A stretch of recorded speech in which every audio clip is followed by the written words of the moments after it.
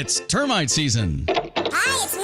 And bugs fear the blue trucks from Essential Pest Control. Go blue at Essential Pest Control. We'll eliminate those bugs, bees, and termites. And stop paying too much to that national provider. Buy local for great service and affordable rates. Call Essential Pest Control because termites fear the blue. Run for your life. Call for the blue trucks from Essential Pest Control. 886-3029. That's 886-3029. Or check online at essentialpest.com. This is Eb Wilkinson with Wilkinson Wealth Management, where we manage money for gun owners. What does it mean to retire comfortably and remain comfortably retired? It means designing a plan that allows you to do the things you want to do, outpace inflation, and never run out of money in your lifetime. If you want to retire comfortably and remain comfortably retired, call me, Eb Wilkinson, at 777-1911. That's 777-1911 or WilkinsonWealthMGMT.com. I'm proud to welcome my good friends at Tucson Iron and Metal Retail to Inside Track as an advertiser. Jamie Kipper and her staff are conservation experts. They sell round and square steel tubing, metal plate and roofing materials, as well as new and used steel, aluminum, and stainless steel to ranchers, artists, interior designers, roofers, as well as you do-it-yourselfers out there. Tucson Iron and Metal Retail is open Monday through Fridays, 8 a.m. to 4:30 p.m., and Saturdays, 8 a.m. to noon. Tucson Iron and Steel Retail, 701 East 36th Street. Call 520-209-1576. That's 520-209-1576. Or go to TucsonIronRetail.com. Come by and be sure to ask for Jamie. Tucson Iron and Steel Retail. This is what conservation and repurposing is all about. The views and opinions expressed on Inside Track are those of the hosts and their guests, which do not necessarily reflect those of LTD Media or their sponsors. But they should. Welcome to Inside Track with Bruce Ash and Ed Wilkinson on the Live the Dream Media Network. We should have a few more. Hello, everybody, and a very pleasant good morning to you, wherever you may be. Welcome to a special edition of Inside Track. Bruce Ash and Eb Wilkinson. Coming to you live from the Live the Dream Media Studios in Marina, Arizona. Eb? Hey, thanks for joining us on Live the Dream Media app or watching us on X, Facebook, YouTube, and any of the other platforms out there. The first half of today's show is brought to you by our good friend Eric Rudin from Essential Pest. Let him help keep your home or business free from vermin, rats, insects, weeds. Call him today at 886-3029.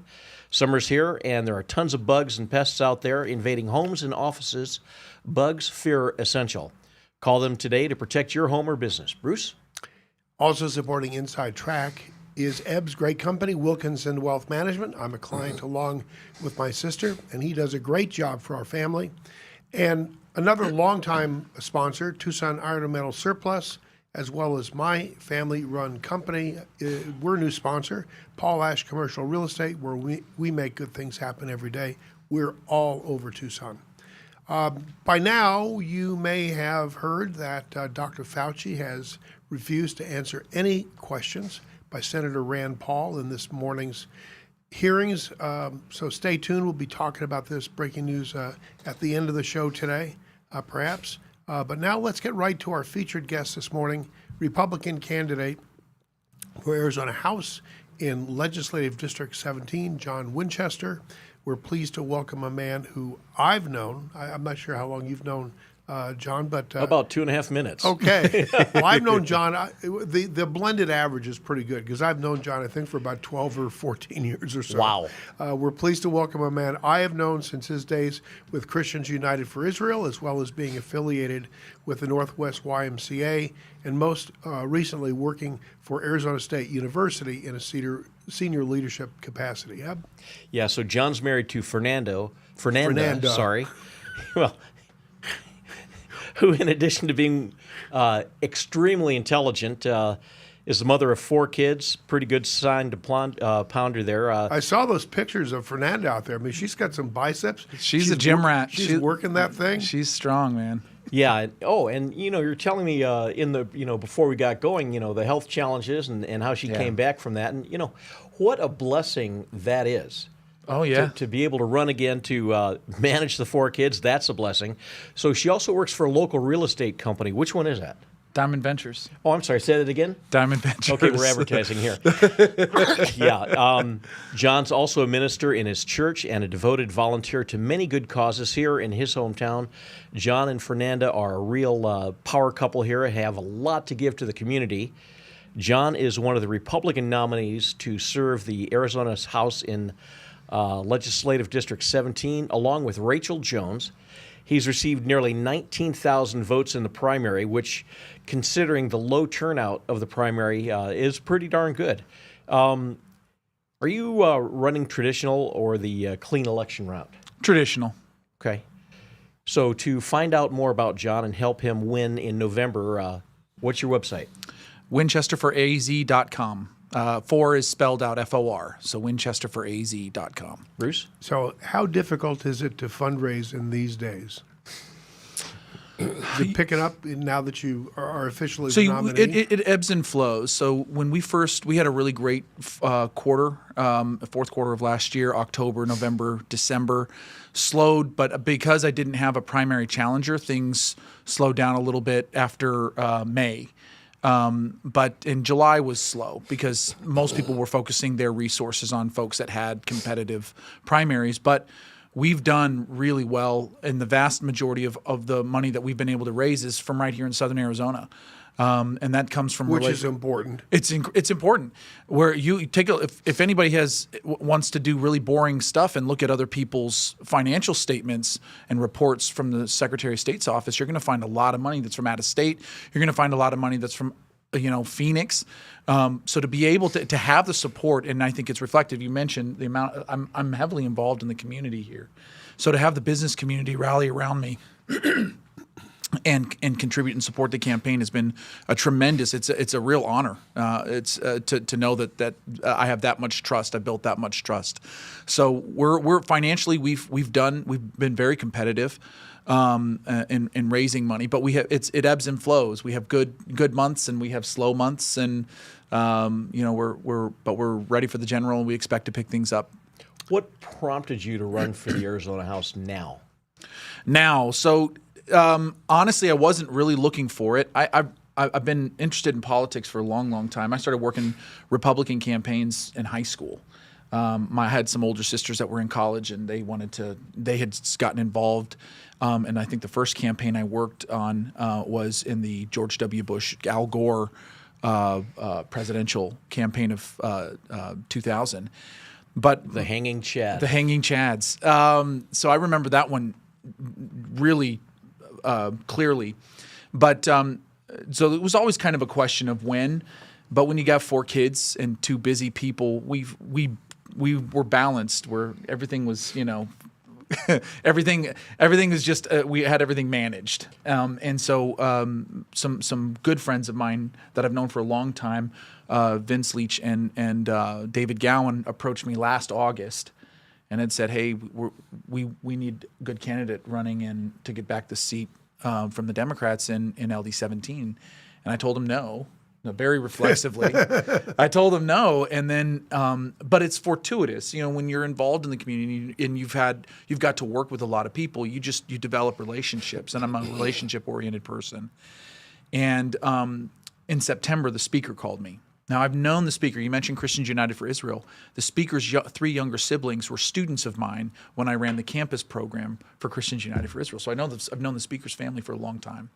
He called me out of the blue, and I was like, "Oh, haven't heard from Steve in a while." And he said, "John, I'd just like you to consider. We need good people. We need people that understand their communities and are ready to represent their communities and represent good values." So I said, "Okay, we'll consider." So we looked at the race. It's a good race for Republicans and for people that are, it's a good opportunity for a pickup for Republicans as well.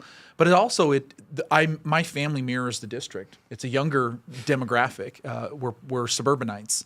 We wrap around the core of the city of Tucson, It's lower median age. It's like 46 is the median age. Higher levels of education. My wife and I both have master's degrees, and higher levels of income. We're both middle class. So we mirrored the district, and I thought that was meaningful.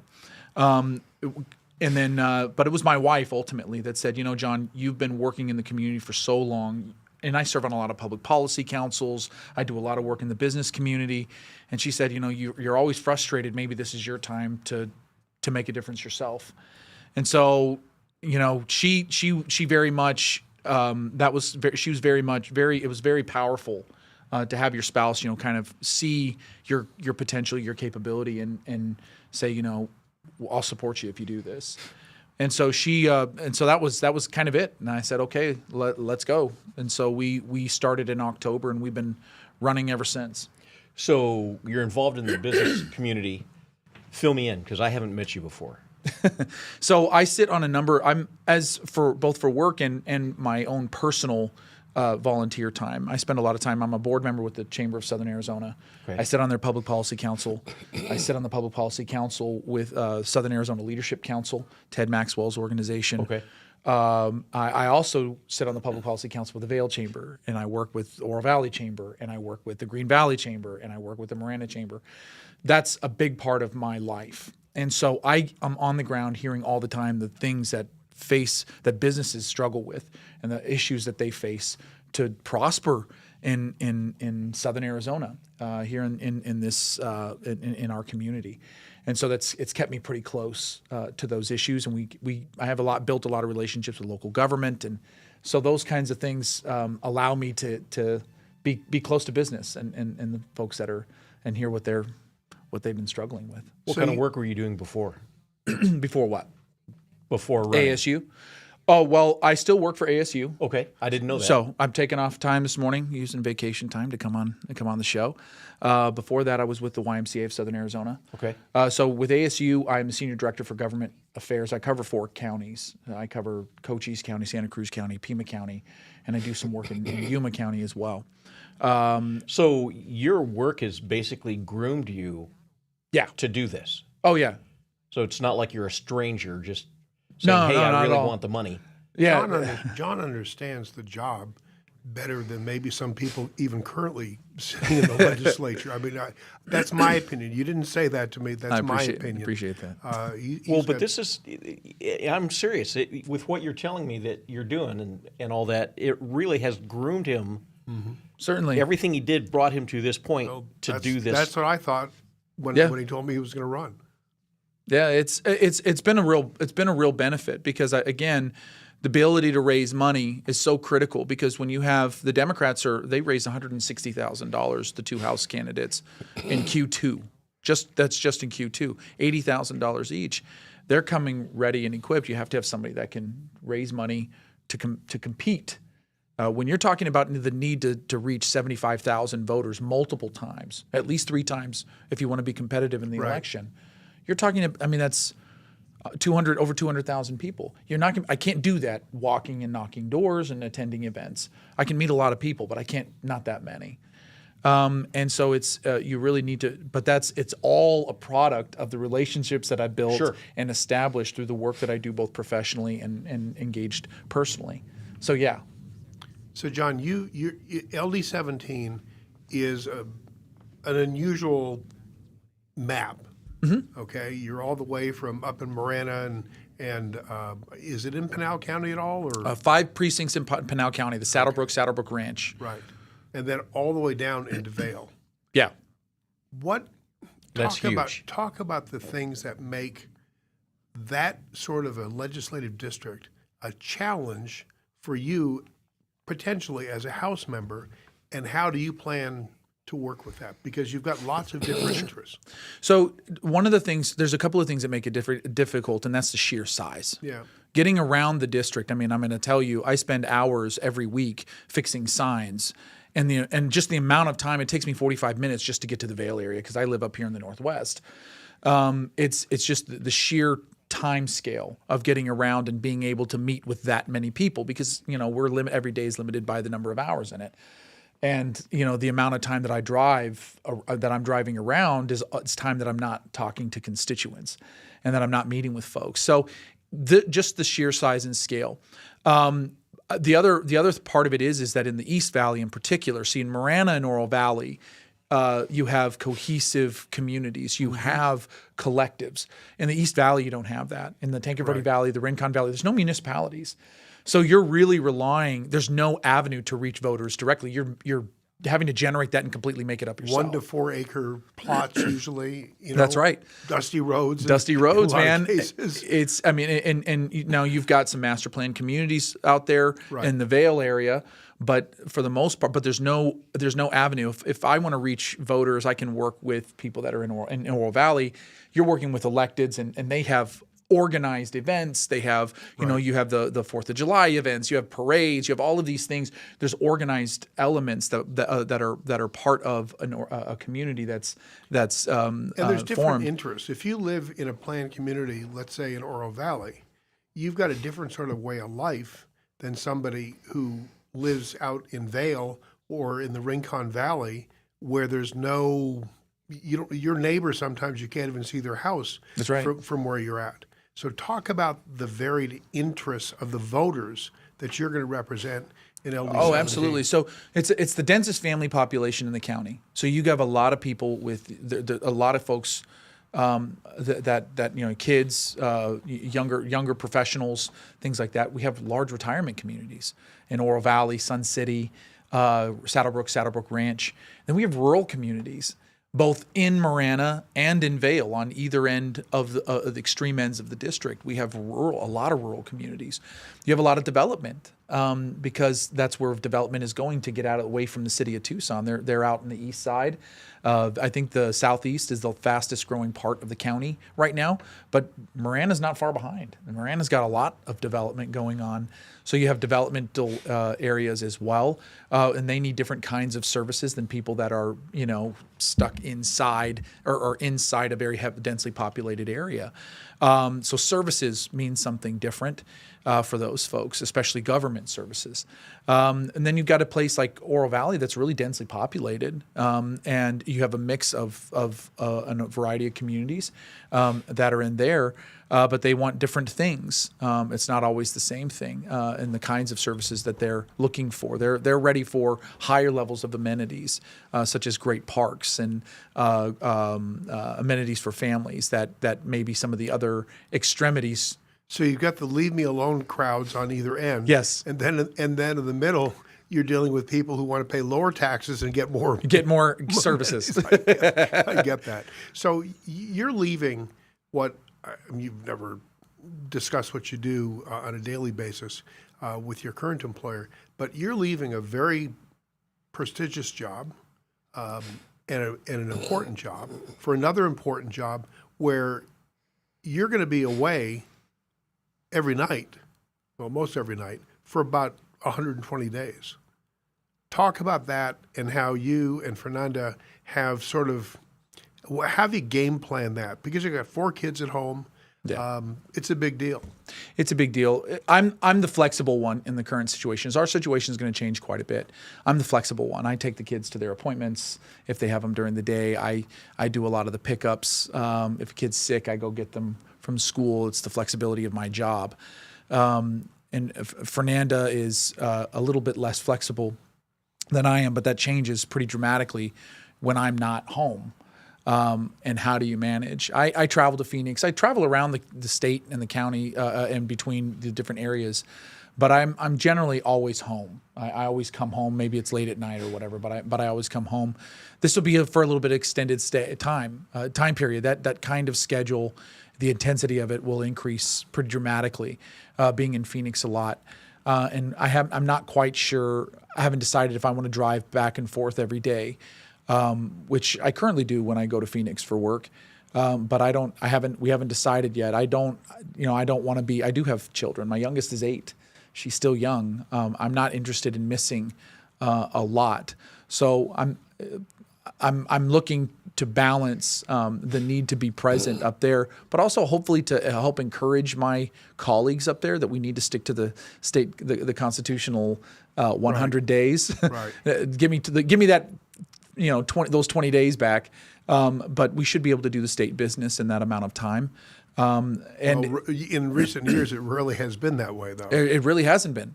And that's something I've had a discussion with the speaker. I said, the Maricopa-centric folks, they don't mind because this is within 30 or 40 minutes of their house. Right. For those of us who are outside the district, we're spending more time up here that's away from our families, and we need to be considerate of that. But the other side of it is this: it's a big pay cut for me. It's a big pay cut. So how I've got to earn money, I've got to find another way to earn money once I'm in the legislature, and that becomes increasingly more difficult with a job that's keeping me there those extra 20 days, those extra times that we're just kicking rocks around. So you talk to Nancy Pelosi and just get some insider trading tips. I've really got to reconsider the way I've done this. She's a pro. She's so you're gonna, chances are you're gonna get elected. It's going to be 2 years. You can run an additional term for 2 more years, and that's it. Four total terms for the House, and potentially another 4 in the terms Senate. in the Senate. Okay, so with this next several He'll be years, a grandfather by then. Yeah, with this next several years ahead of you, what do you think is the most important issue for Arizona in the next 10 years? Wow, picking just one. Arizona's facing, a lot. Well, okay, I think go for more than one. Let's start with education. Education is, and I guess I never thought education would be as important to me as it is now. When I've got 4 kids I'm trying to get through high school, get through the high school level. Education, I think we've really disadvantaged, and as part of it is due to the Arizona structure of education. How so? Well, in a lot of states, you have the municipality or the state that governs education. So you have a lot more consistency. Right now, all the districts, they are fiduciaries of the state. They can raise taxes, and that's why they're elected bodies. So they carry a lot of. So we have 236 districts in this state, and that's where so you're getting a ton of diversity. That's why you have so many different outcomes coming from the district schools. We don't have a lot of conformity, but the state, as the primary funder, needs more conformity. And we treat education, particularly in this state, I don't know how other people treat it. We treat it like it's just a life good, it's important for you to get your education. All of that's true. But the state is not here to fund the hopes and dreams of people. They have interests. The state has interests. And its interest is creating virtuous citizens and creating citizens that are able, when they leave, to go and get a job. And start contributing back, because we have a system that is generationally built. The taxes that one generation pays is covering for the services, Medicaid, Medicare, things like that, retirement for the generations that came before them. So we need a population that's going to keep coming in and filling that gap, and kind of refilling the pail. But we're not getting that. In Pima there's a lot of money being spent. Billions. With poor results. Well, education is the number one expenditure in the state. It's the number one expenditure. And what are we getting out of it? In Pima County, we have 28% of our high school graduates are not graduating. High school students are not graduating. 28%. All we've done is create, and we have in our rate of labor force participation for your primary age working is 25 to 55. We have 40% of that population in Southern Arizona that is not working. So if they're not working, and we're funneling into that with a dropout rate that we have, that's the only thing that seems to be pipelined properly is the number of people that are not graduating and then ending up not working. That what ends up happening is they're going to end up needing more services from the state, which means you have fewer people providing the tax revenue and the tax base to provide those services for those people. And that is by far, it is structurally, and then they're not even ready for college. The ones who do choose to go to college, the amount of remediation that these state school institutions have to do to get them up to college level work, it's a lot. John, let's leave it here for the moment. We need to hear from our sponsors for just a second. Shay, let's go ahead and and do the bottom of the hour break. We'll be right back with John Winchester, who is running for Arizona State House in LD 17. We'll be right back. You're listening to Inside Track with Bruce Ash on the Live the Dream Media Network. Now a word from our sponsor. It's termite season. Hi, it's me. And bugs fear the blue trucks from Essential Pest Control. Go blue at Essential Pest Control. We'll eliminate those bugs, bees, and termites. And stop paying too much to that national provider. Buy local for great service and affordable rates. Call Essential Pest Control because termites fear the blue. Run for your life. Call for the blue trucks from Essential Pest Control. 886-3029. That's 886-3029. Or check online at essentialpest.com. This is Eb Wilkinson with Wilkinson Wealth Management, where we manage money for gun owners. What does it mean to retire comfortably and remain comfortably retired? It means designing a plan that allows you to do the things you want to do, outpace inflation, and never run out of money in your lifetime. If you want to retire comfortably and remain comfortably retired, call me, Eb Wilkinson, at 777-1911. That's 777-1911 or WilkinsonWealthMGMT.com. I'm proud to welcome my good friends at Tucson Iron and Metal Retail to Inside Track as an advertiser. Jamie Kipper and her staff are conservation experts. They sell round and square steel tubing, metal plate and roofing materials, as well as new and used steel, aluminum, and stainless steel to ranchers, artists, interior designers, roofers, as well as you do-it-yourselfers out there.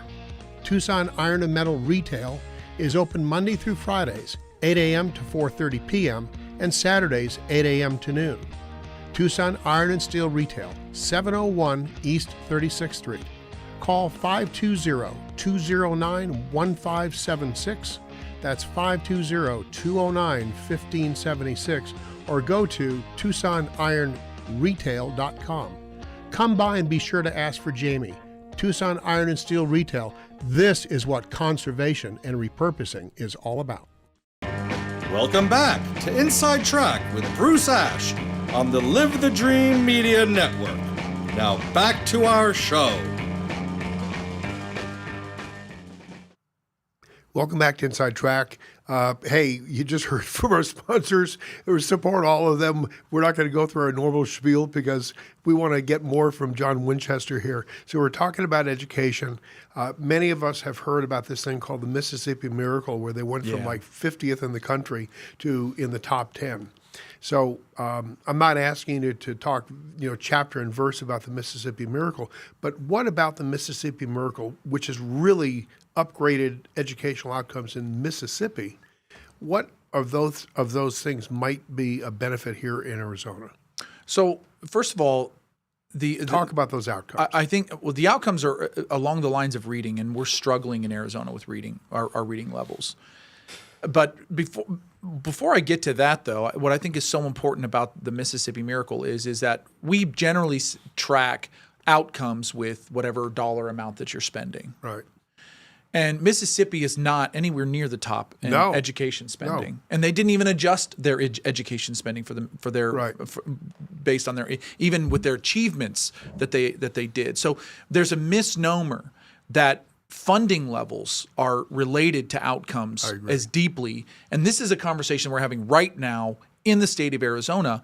Everybody wants to say, well, Arizona's 49th or 50th, which is not accurate. No, it's a bunch of BS. It is. But it is based on if you take the really poorly constructed thesis of the teachers union in Washington D.C., Right. which produced the report that now they're Right. running around Right. saying is science, and it's not. But the Mississippi Miracle, and what I think is so important about it is that people said, what do we need to do to change? And they found out that it's the way they're teaching.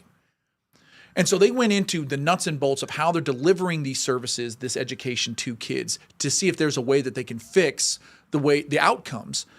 And I think that that's something that we have yet to do in the state of Arizona. We're not looking at what we're doing and why we're failing. We're just saying, well, it's because we don't have enough money and there's not enough teachers and X, Y, and Z. And I think that Arizona needs to take a look at the nuts and bolts of how we're delivering and what we're delivering to students before we decide that we're going to dump more money. Again, it's the number one expense from the state. It's the number one expense from K through 4-year colleges. That's right. And so, and that doesn't mean that I'm not interested. I want to fully fund, and I'll state this: I want to fully fund an education system that has guarantees of production. And right now we have no guarantees, and they don't want any guarantees. The teachers union isn't running around saying, yeah, give us a report card and we'll achieve it. They're asking just you to keep giving them more money, just keep giving them more money, and it's insatiable. They'll never be done. But in Mississippi, they didn't do that. They looked internally, they analyzed, they decided to switch from their new way of teaching reading, which like phonics, back to an old school with what I used, Yeah. which was phonics. When I was in preschool or kindergarten and first Primary, through primary school. And like we found out that we didn't need to change that at all. So they went back to that, and then their scores have gone up. And and they've done a lot of other things too. They really changed culture. And if you talk to Vail School District, that's one of the things. The legendary Cal Baker, Right. he preached that one of the key elements of good education system is the culture of leadership, the support that you give staff and teachers, and they've had tremendous outcomes in the Vail School District, especially as compared to other school districts here, TUSD being one here in Southern Arizona. So I think that there are some down in lessons. Vail, they know which bathroom they need to use. Yeah. Well, that's another key point is there's a notion in school that we have to prepare kids for all the complexity of the future. I'm a parent of 4. Let me tell you how much complexity I give my kids. None. I don't want any complexity. I want them to learn basic principles of life. They're going to get complexity for the rest of their lives. I want to give them a foundation and a basis to understand. Our public schools can't even adequately teach our kids the patriotism of our nation, and the taxpayers are paying for this. They can't even teach kids to respect and see the value of the Declaration of Independence and the Constitution. We're producing a bunch of kids because of all the other crap that they've been given, whether it's from Chicano studies or it's from whatever studies that they're getting, which is all bashing the United States. And you want to talk about slavery and all of these other things. And I learned about slavery. I learned about the sins of our nation and the repercussions of them. But I was also raised very much with not a patriotism that's because of blood and soil, but because of values and what we believe about the individual. We don't have an education system that's teaching that. They're just not. The kids are coming out of school. They don't have any idea what we mean. Well, they're deliberately pushing against that. Well, no, The teachers union is deliberately pushing against that. And we shouldn't be funding it. If you want to do that, you want to set up a commie school, go set it up somewhere else. But the state shouldn't be paying for this. We should be able to, and they say, well, you shouldn't brainwash kids. Well, they're trying to brainwash them themselves. Well, See, and this is why I don't consider it leaving. brainwashing people to love and respect their nation and understand their nation and their place in our nation. No, this is why people are leaving the public education. They're going to the charter schools. They're going to the private schools. They're going to home schools. And those people are getting substantially greater results Well, they are. than the public education. So read, if you want the evidence of that, is read the budget that TUSD just put out and the explanation as to why they are spending less this next year, the 26-27 year versus last year. And the reason is the loss of students. Right. 15, 20, and over 38,000 as opposed to 10 years ago when they had 52,000 plus. And 10 years before that, they had 61,000. Right. So there's there's like a cliff. Now, part of it's demographics. People are not having enough kids. But if you look at their own reasoning, what they say is the reason why is open enrollment. They can go in any district they want. They want to get out of the city, out of TUSD. Right. And the other is the and essays. that should be a big bell ringer. Yeah, exactly.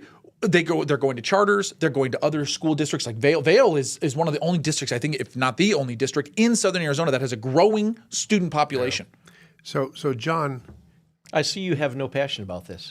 Yeah. so what happens if either of your opponents from the Democratic Party are elected to these seats? What are their answers on education? Sure. Well, their answers are just to give the teachers repeat. union rinse and repeat. Give the teachers union what they want, which is just more money, so that they can funnel their Washington D.C. efforts. Bingo. Holly Lyons' spouse is the one who is the name on the challenge to the ballot measure that was just thrown off yesterday by a judge that was going to basically make it difficult for ballot measures to regulate ESAs. Her spouse is the one doing that. But here's the thing: neither Holly nor Kevin have children. They have no idea what it's like to raise kids, try to figure out values, how you raise your kids, what values you raise your kids with. They've never struggled with any of this.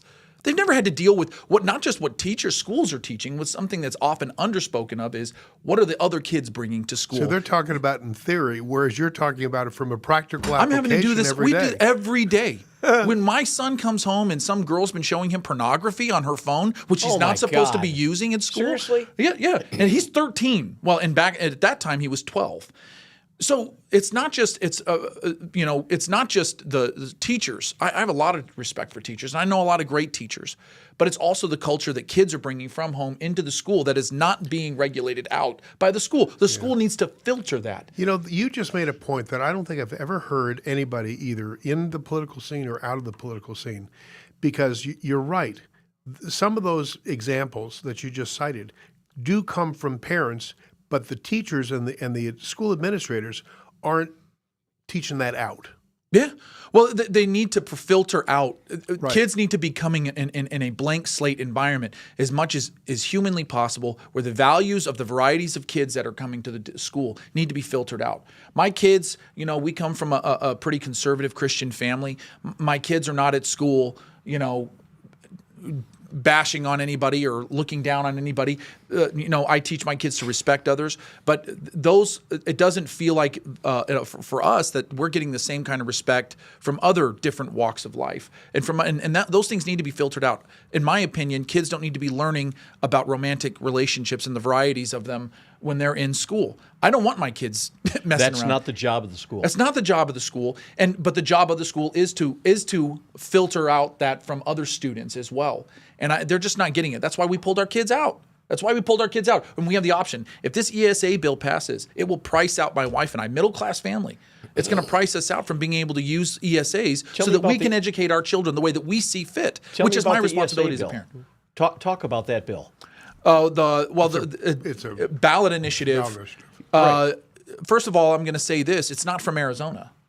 This bill is part and parcel of the teachers' union. This ballot initiative, and they spent $4.5 million to get it on the ballot, and all of it but $10,000 came from Washington D.C. This is not an Arizona bill. So they're wanting to get rid of the ESAs. They're going to cap it. There's a cap at $150,000 per family, which again prices my wife and I. All four of our kids use ESAs. They price us out, and then there's several other. What do you mean they cap it at $150,000? If your family makes above So it's $150,000, it's an income cap, which I think is wrong, fundamentally wrong. First of all, it's playing into class warfare. There's no reason why somebody who's wealthier shouldn't be able to leverage the per pupil funding that the state puts out. That's how we fund education. So if people say, well, they should be able to use money to go to a private school, that's $77,000 to $8,000. But you're going to let them use it if they go to a public school? That doesn't make any sense. So this is how we fund, and parents should be able to use it. I don't care if they're wealthy or not, and we should stop playing into this narrative of wealthier people pay more taxes. Why shouldn't they be able to use the per pupil funding that the state has designed to fund education? Because it's all about control. It is about control. It's all about control, and if they make it so that you can't afford to educate your kids privately, then you have no choice but to put them in the district schools. Into the district so to schools. answer to answer your question, Bruce, what are they?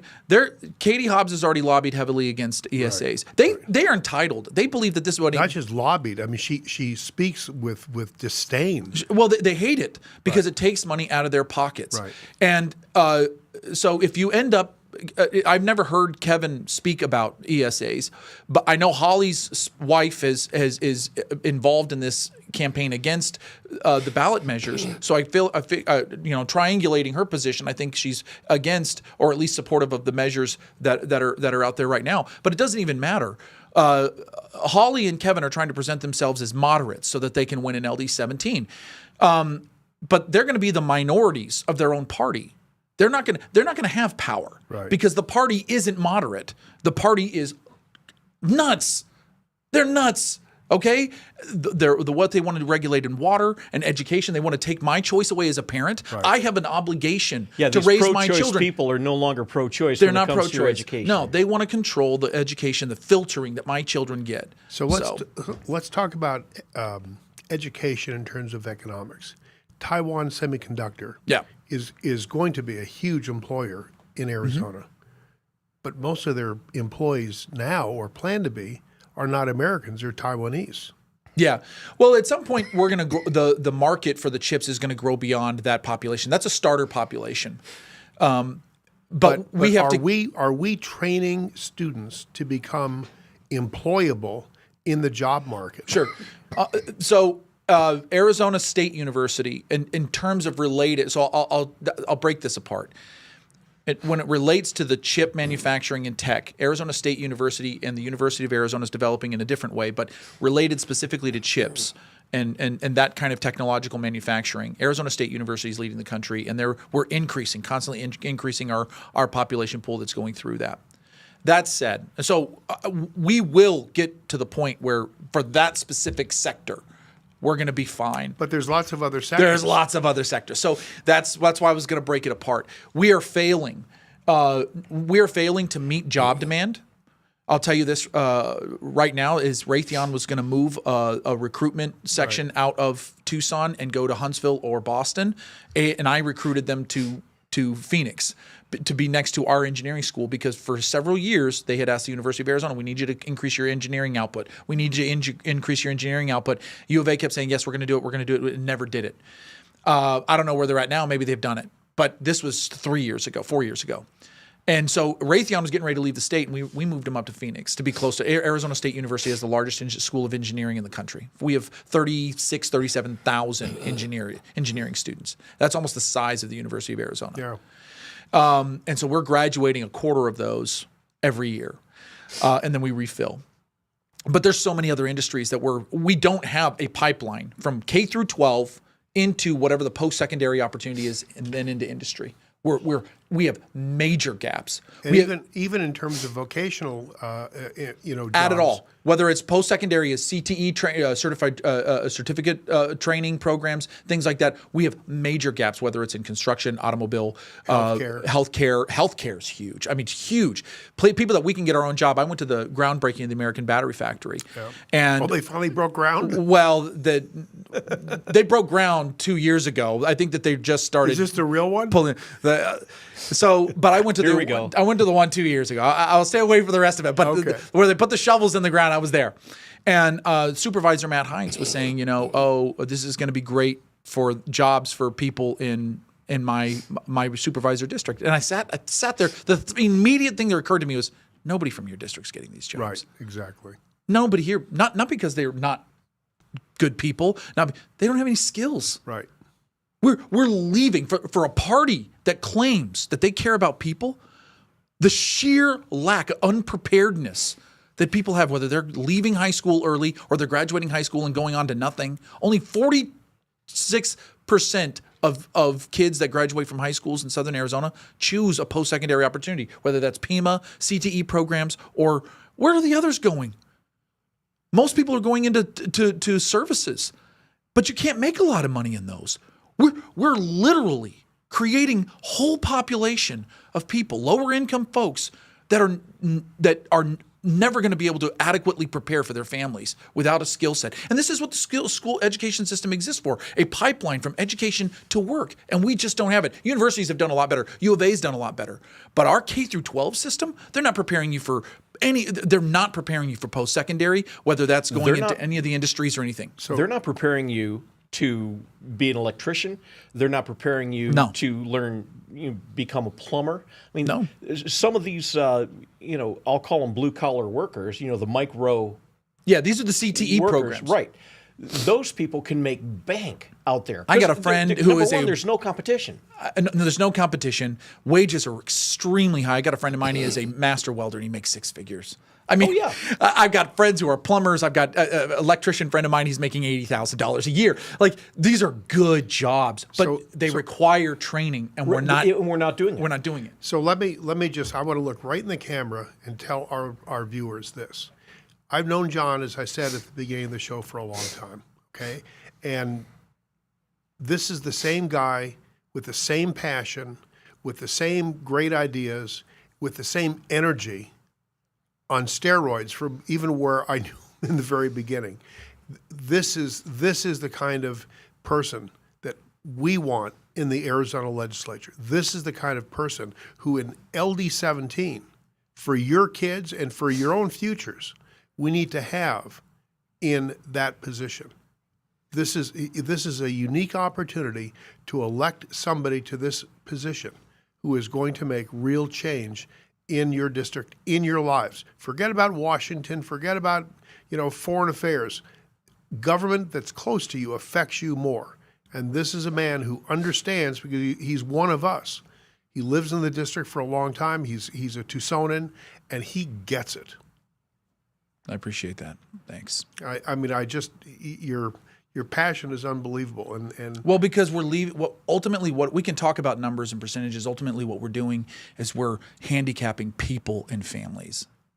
That's what we're doing, and the left constantly talks about how they're the ones that care, and nothing changes. Nothing changes. Our poverty rate is unchanged. Is anything different in Adelita Grijalva's former supervisory district than when her father got into that position 30 years ago, or 40 years ago now, almost? And what's going to change in the next 20 or 30 years? Nothing. Quality of life? No. No, they're creating people that depend on government services. That's exactly what they're doing. That's exactly what bottom line. And for them, it creates, if you depend on the government for your services, you're always going to vote to keep those services. Once again, the Democrats are promoting slavery. And that's this time it's slavery to the government. It is. It's definitely a client. It is a client. This is what socialism does: is it creates a client-based system. So you keep people from really being able to be too powerful for the government because they need the government. Because what the government has done is it creates a frontier of unknown. What if I don't get this paycheck? I'll tell you this. When I worked at the YMCA, on 2 occasions, I offered a raise to individuals who refused it because they would reach their income limit. I can't tell you how many times I've heard that in my career. I'm not telling you hearsay. I'm telling you it's happened to me. I know. And so what we've done is the frontier is, well, what if I lose that money? What if I lose that money? But you're developed a skill set. Now you can become a supervisor. And it's going to be difficult for you for a little bit, but then you've developed the skill set. Now you can take this anywhere to earn more money. These folks are they're terrified of what it means to not get that regular check from the government to help them. And we've created dependence on the government that is keeping people down. It is awful. So Yeah, again, once again. getting back to Arizona's economy, go back to the point you made a while back. The more educated, the better prepared our students become to go into the general society, the working world. It raises everybody here in Arizona. It does. Okay, and when we're allowing these regressive educational policies and lack of reform, we're dragging ourselves down as a state, and that is the most dangerous thing I can possibly imagine. The state is for your kids and for my kids and for our grandkids. Well, that's what it's about, isn't it, Bruce? I mean, I want my kids. I'm from here. This is my hometown. I want my kids to be able to choose to stay here. Maybe they won't, but I want them to have the opportunity. My job is based in Phoenix. I'm not in the Tucson market. Right. So many people who are my age leave. They have to. In mine as well. Hardly anybody I went to school with lives here in Arizona. Lives in Tucson. There's so if you look at Tucson Young Professionals, it's an organization that works with people who are in their later 20s up to late 30s, early 40s.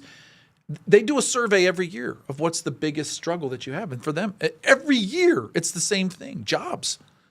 Because we don't have large enough companies that have that mid-career position for them, so that they can launch into those higher executive levels. We have small businesses that have entry level and executive level, but we don't have large businesses. And so and the Democrats here fight everything that comes. They found out Amazon was behind the Project Blue, and so they fought Project Blue because they're anti-corporation. But the problem is that these larger companies, they bring scalability for people's career. So we fight everything that's related to it. None of it makes any sense. We don't give proper education. We don't have the ability of people to go through work, the various levels of entry level, mid level, and upper level of jobs. We're short on all of it. Our economy is languishing. We're the worst economy in the Western United States. Tucson, We are. Yeah. the worst economy, and it's like. But you're still complaining about affordability, Rahina. The affordability problem is not caused by real estate people; it's caused by the government. Well, it is. So affordability is two issues. It's cost of things, but it's also what families can afford. Right. And we don't have families that have we have low median wages. There are not enough good jobs. Yeah, they can't afford a house if they're depending on minimum wage. That's exactly right. But And the Democrats out there are pushing the minimum wage because, once again, they want control. They do not want these people. This goes back to the reading, to the phonics. Yeah. They do not want an educated populace. I'm telling you right now, they do not want an educated populace because then they lose control. well, so not only do we don't have an economy that's allowing people to work to earn a good living, they're also cutting the legs out of development. Right. We're still not developed. We're still not building homes at the same rate that we were before COVID. No. They restrict it, and they do it through land use, water, and wastewater. They strangle the communities. Why do you think so many people came out to fight what was happening in Marana? Because they don't want the same lunacy to end up in Marana. Marana built its own wastewater plant. Why? Because the county was using wastewater to restrict their growth. Right. So they said, we want control of our own future. Yeah. We're going to build our own. And so that's what they did. And the county hated them for it because I think they're the only one or But one they of the can't do anything about Now it. the county can't do anything about it. Yeah. Well, John, we weren't able to cover anything But basically education. but education and a little bit about economic growth. Well, we never got into public safety. We didn't- We never got into the economy. Right. And we didn't. And we hope that you will join us again. Anytime, Not just Bruce. you, but our audience will join us again when we have you on the next time. You and Chris King are going to make two amazing legislators. We're gonna have Rachel on the show probably in another 3 weeks or so. I look forward to meeting her. I've never met her before, but this is a swing district in the Arizona legislature, and it's so important that we hold the district and we pick up a seat. Yeah. So thanks for being with us. Thanks for the invitation. on the show today. Eb, I cannot believe we need to shut it down. I cannot here. believe this flu. we are at the end of our time. Sadly, it is time to close up the shop for today. Thanks so much for spending time with us. And our guest Republican nominee for Arizona State House, John Winchester, who took up 58 minutes of the 30 minutes we allotted him. We hope you will support him and vote for him, and we will try to get his running mate Rachel Jones on Inside Track real soon. All of our Inside Track podcasts are available on Live the Dream Media's Facebook Live page, YouTube, and X. Bruce? Again, John, thanks for joining us today. Please tune in again next week. I'm going to be on assignment, but Eb has another action-packed show planned for you, I hope. Until then, this is Bruce Ash. Eb Wilkinson. John Winchester. See you again in 167 hours. You're listening to Inside Track with Bruce Ash on the Live the Dream Media Network. Now a word from our sponsor. It's termite season. Hi, it's me. And bugs fear the blue trucks from Essential Pest Control. Go blue at Essential Pest Control. We'll eliminate those bugs, bees, and termites. And stop paying too much to that national provider. Buy local for great service and affordable rates. Call Essential Pest Control because termites fear the blue. Run for your life. Call for the blue trucks from Essential Pest Control. 886-3029. That's 886-3029. Or check online at essentialpest.com. This is Eb Wilkinson with Wilkinson Wealth Management, where we manage money for gun owners. What does it mean to retire comfortably and remain comfortably retired? It means designing a plan that allows you to do the things you want to do, outpace inflation, and never run out of money in your lifetime. If you want to retire comfortably and remain comfortably retired, call me, Eb Wilkinson, at 777-1911. That's 777-1911 or WilkinsonWealthMGMT.com. I'm proud to welcome my good friends at Tucson Iron and Metal Retail to Inside Track as an advertiser. Jamie Kipper and her staff are conservation experts. They sell round and square steel tubing, metal plate and roofing materials, as well as new and used steel, aluminum, and stainless steel to ranchers, artists, interior designers, roofers, as well as you do-it-yourselfers out there. Tucson Iron and Metal Retail is open Monday through Fridays, 8 a.m. to 4:30 p.m., and Saturdays, 8 a.m. to noon. Tucson Iron and Steel Retail, 701 East 36th Street. Call 520-209-1576. That's 520-209-1576, or go to TucsonIronRetail.com. Come by and be sure to ask for Jamie. Tucson Iron and Steel Retail. This